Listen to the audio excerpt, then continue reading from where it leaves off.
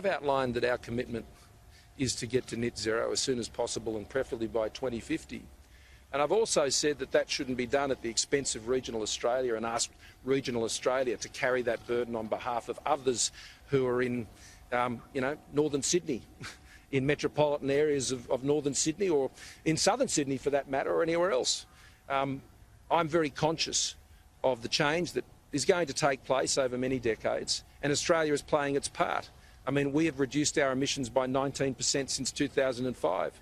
You'll be aware that in New Zealand and Canada that figure is 0 to 1%. So that's what's being achieved in Australia. We have the highest rate of household solar anywhere in the world. So Australia is making gains here which are often unappreciated. We're very committed to being part of the future energy economy, but I'm not going to sell out regional Australia to do that. I'm going to ensure that we get there through technology, not higher taxes, Technology is the way to get to where we need to get to.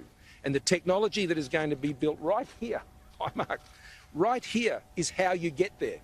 If you want to get to that goal, then you need to be doing what we're doing right here, backing in manufacturing industries that actually are part of that future energy economy, while at the same time finding lasting solutions to support the livelihoods of those who are engaged in heavy industry. That's what I'm going to be doing this year. Do you support the extension of the petroleum exploration licence off the coast of New South Wales? We're talking about the one down on the Between Port Stephens and Sydney. Yeah. No. You don't support, No. You don't support the extension of that licence? No.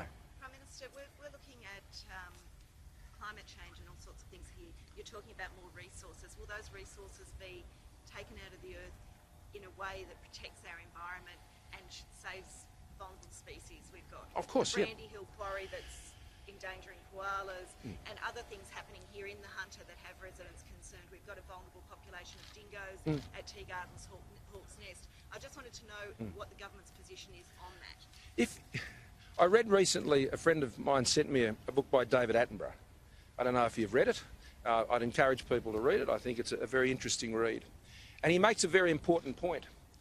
As serious as issues around climate change and these things are, he points out that at the end of the day, what actually supports the planet is ensuring that we maintain and support biodiversity. That is his fundamental point. And there are a range of things you need to do to address biodiversity. That's why we have the EPBC Act. That's why the Department of Environment puts in place the initiatives and regulations that sit around, whether it's mining operations or many other types of activities, to support biodiversity. That's the purpose. Biodiversity is essential for life on this planet. That is absolutely true.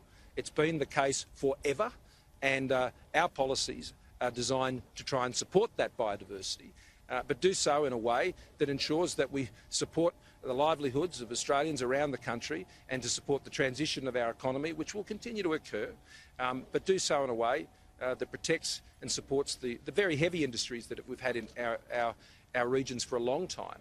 And those heavy industries will continue to adjust and change over time. Everyone who works in them understands that. It's not all changing tomorrow morning, but it is an evolving process. It's a gradual process which is moving at a pace which supports the livelihoods and the economy of regions like the Hunter, but at the same time meets our overall objectives, which are environmental as well as economic, and in particular supports biodiversity.